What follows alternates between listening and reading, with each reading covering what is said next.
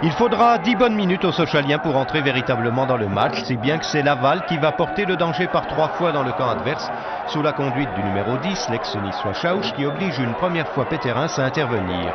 Le portier sochalien détournera une deuxième fois au passage une balle déviée par Manac sur un coup franc de Ferron à la 7e minute, avant que les jaunes et bleus ne réagissent. Et parmi eux, Laszlo Klausch, la nouvelle recrue qui effectuait sa première sortie à Bonal, bon techniquement, mais qui joue moins comme un chasseur de but que comme remiseur, tout en déviation. En tout cas, il est apparu lourd physiquement, pas comme Yves Bougère qui a saisi sa chance promptement, touchant l'angle des buts à la 17e minute.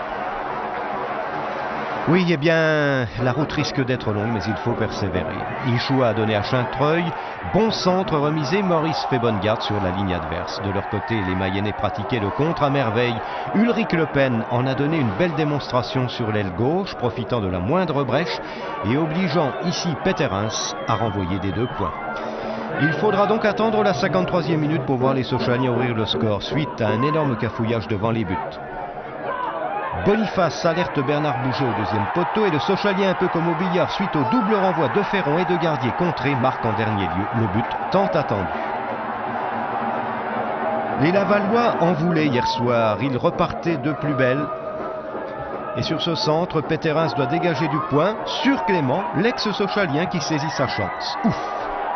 Les Sochaliens auraient pu faire le break par 2 fois. La première sur cette reprise de volée lobée de Baudry que Gardier claque en corner. La deuxième avec cette occasion de Dallet gâché qui aurait pu mettre Sochaux à l'abri. Au lieu de cela, ce sont les Lavallois qui, par leur opiniâtreté, vont obtenir l'égalisation à la 72e minute. Un mouvement parti de la gauche avec Ginani, relayé par Le Pen et Clément pour Farid Diaf, dont le tir du gauche vient se loger sous la latte à la surprise générale.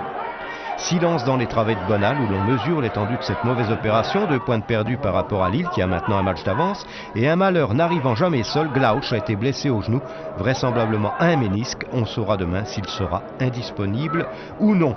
Les Sochaliens auront bien une balle de match à 5 minutes de la fin.